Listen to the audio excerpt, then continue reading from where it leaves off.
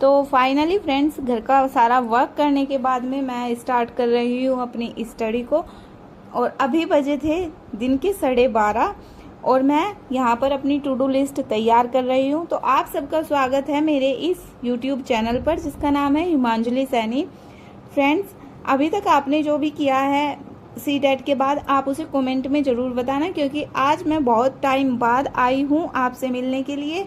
और मैं ऐसे स्टडी व्लॉग पहले बनाती थी, तो बीच में मेरा कुछ गैप आ गया और अभी मैंने दोबारा से कंटिन्यू कर दिया है। तो फ्रेंड्स, आज मैं जो अपने स्टडी का शुभारंभ करने जा रही हूँ उसमें सबसे पहले मैं अपना टू डू लिस्ट बना रही हूँ और उसके बाद में मैं आपको बताऊँगी कि मैंने आज क्या क्या प्रिपेयर किया, क्या क्या प्रिपरेशन की है।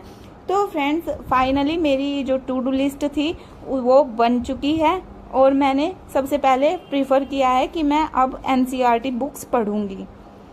फ्रेंड्स, आपको पता होगा, अगर आप मेरे व्लॉग्स देखते होंगे तो आपको पता होगा कि मैंने NCERT बुक्स का कुछ पोर्शन पहले भी कवर किया था।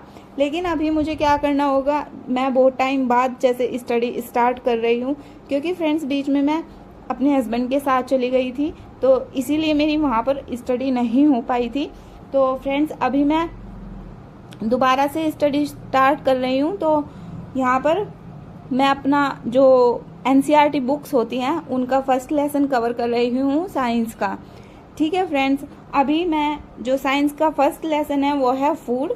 और फूड में आपको बहुत सारी चीज़ें आपको ऐसी मिलेगी जो आपने अभी तक नहीं समझी होगी, नहीं जानी होगी। तो आप NCERT बुक्स को उठाइए और उसे पढ़ना स्टार्ट कीजिए।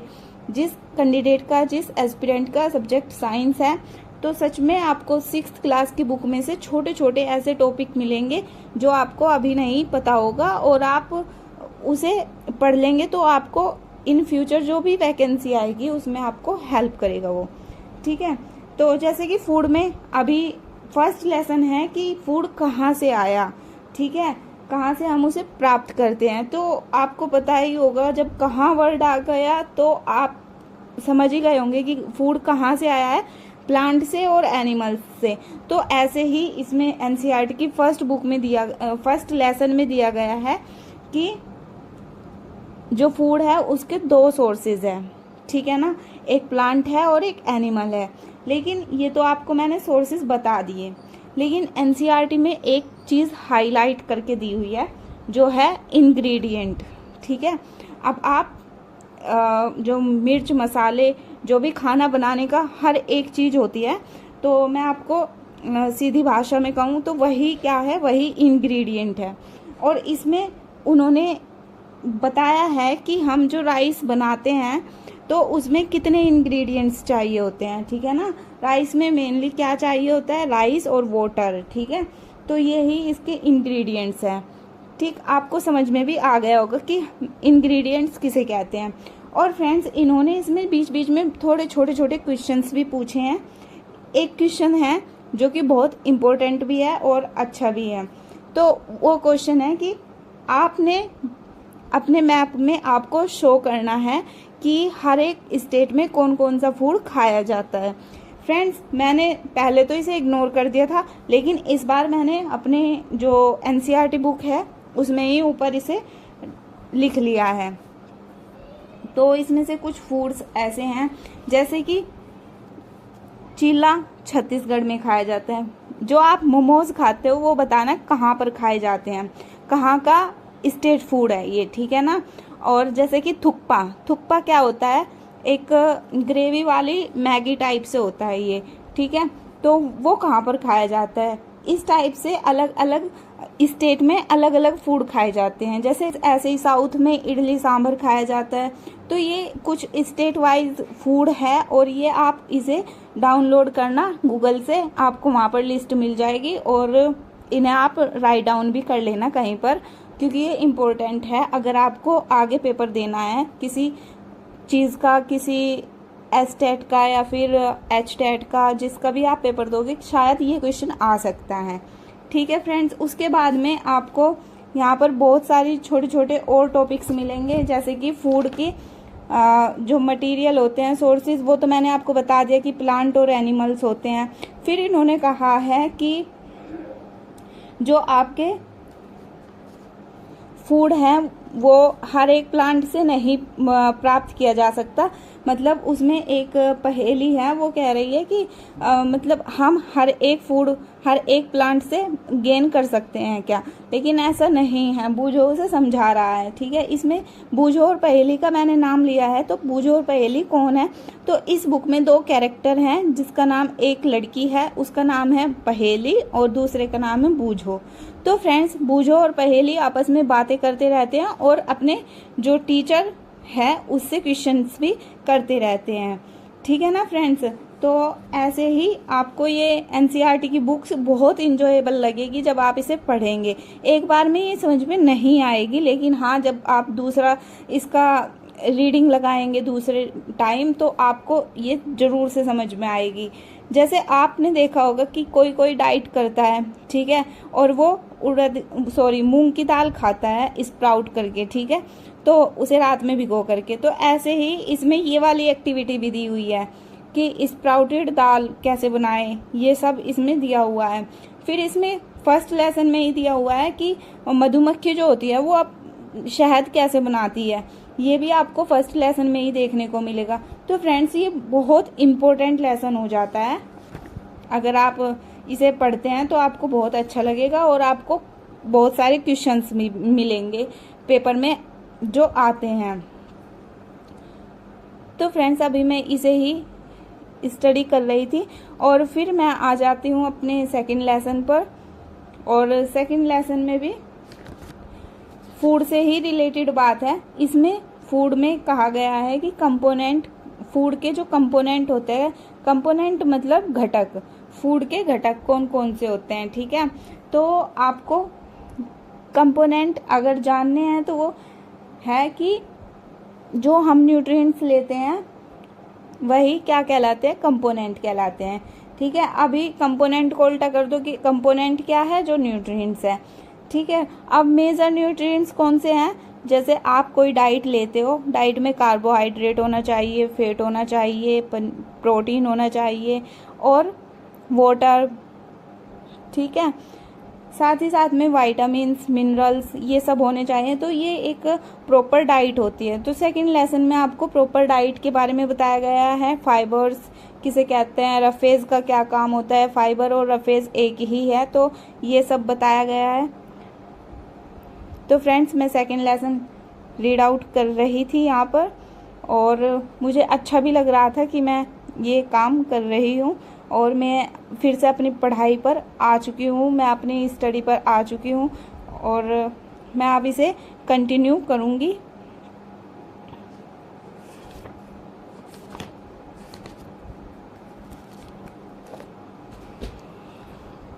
तो फ्रेंड्स, आप सीटेट का पेपर दोबारा दोगे या नहीं दोगे? क्योंकि मैं आपसे इसलिए कंफर्म कर रही हूँ, अगर आपको कुछ भी हेल्प चाहिए हो सीटेट को लेकर के तो मैं आपकी हेल्प कर दूंगी, क्योंकि मैं इस बार सीटेट नहीं दे रही हूँ। मैंने इस बार सीटेट स्किप कर दिया है और मैं इस बार टीजीटी लेवल की तैयारी करने के लिए जा रही हूँ। फ्रेंड्स, टीजीटी अच्छा है एज कम्पेयर टू सीटेट, क्योंकि बार बार सीटेट देकर भी कोई फ़ायदा नहीं है।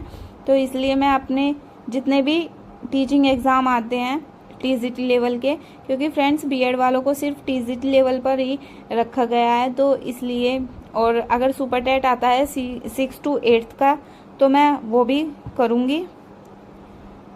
और फ्रेंड्स, इतने दिन बाद स्टडी कर रही हूँ तो मुझे थोड़ा सा नर्वस भी फील हो रहा था कि पता नहीं हो पाएगा या नहीं हो पाएगा। और यहाँ पर मैंने 2 घंटे की पढ़ाई कर ली थी, जिसमें कि मैंने साइंस ही पढ़ा है और साइंस का भी कौन सा लेसन, फर्स्ट और सेकंड लेसन। और फ्रेंड्स, उसमें भी अभी मैं पढ़ ही रही थी साइंस का लेसन, क्योंकि एनसीईआरटी जो है वो बहुत ही डीपली पढ़नी पड़ती है, ठीक है ना। और जब आप ये एनसीईआरटी की बुक लाओगे तो आपको समझ आएगा कि एनसीईआरटी कितने अच्छे से आपके कॉन्सेप्ट को क्लियर करेगी। तो फ्रेंड्स, सबसे पहले अभी मैंने सोचा है कि मैं सिर्फ बायोलॉजी के लेसन पढ़ूंगी, चाहे वो 6th का हो, 7th हो या फिर 8th क्लास हो। तो मैं यही 6th क्लास की NCERT के बायोलॉजी के 5 से 6 लेसन है फ्रेंड्स इसमें, और मैं ये रीड करूँगी। तो अभी मैं आ चुकी थी किचन में चाय बनाने के लिए। तो फ्रेंड्स मैं यहाँ पर चाय बना रही हूँ, और फिर चाय बनाने के बाद में मैं अपना फिर से अपनी स्टडी को कंटिन्यू करूँगी।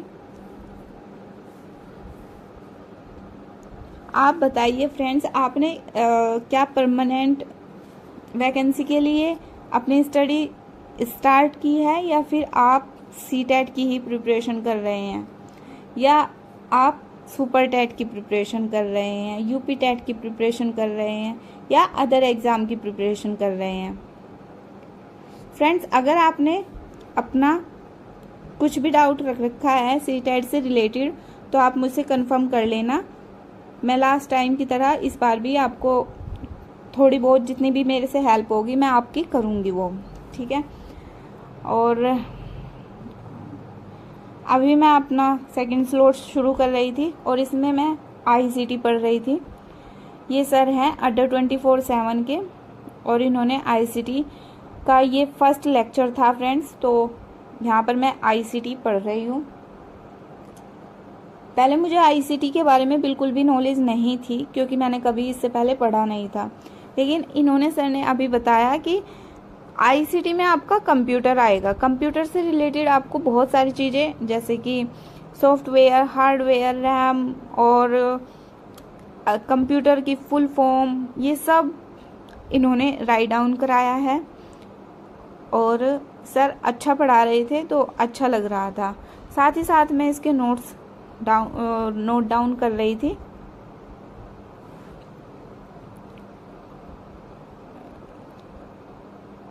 मैं सबसे पहले अभी इनके वीडियोस को वॉच कर रही थी, और उसके बाद रोक के वीडियो को फिर मैं क्या कर रही थी, अपने नोट्स नोट डाउन कर रही थी।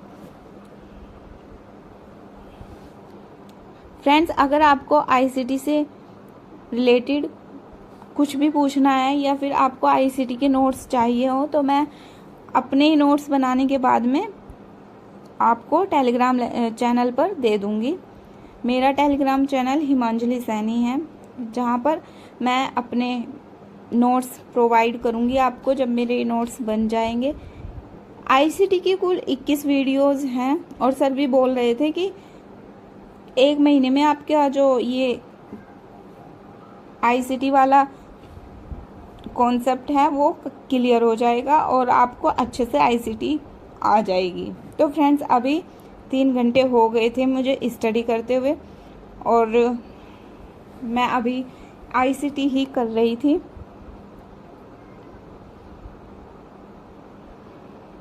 सर ने वाकई में ही अच्छा पढ़ाया है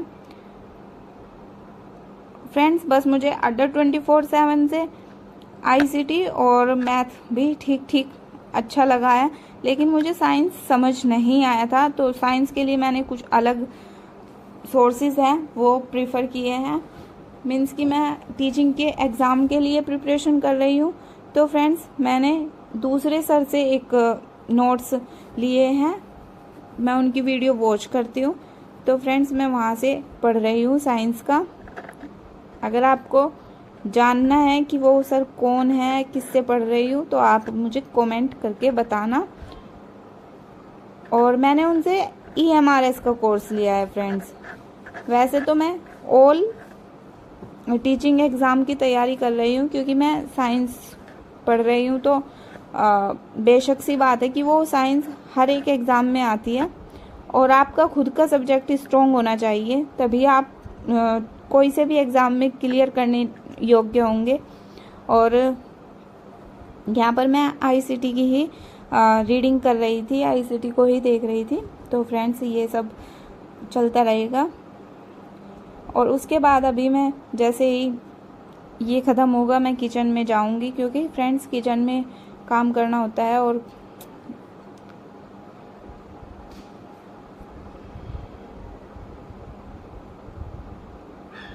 आप बताइए फ्रेंड्स, आपने अपने ICT के नोट्स बनाए हैं या नहीं बनाए हैं?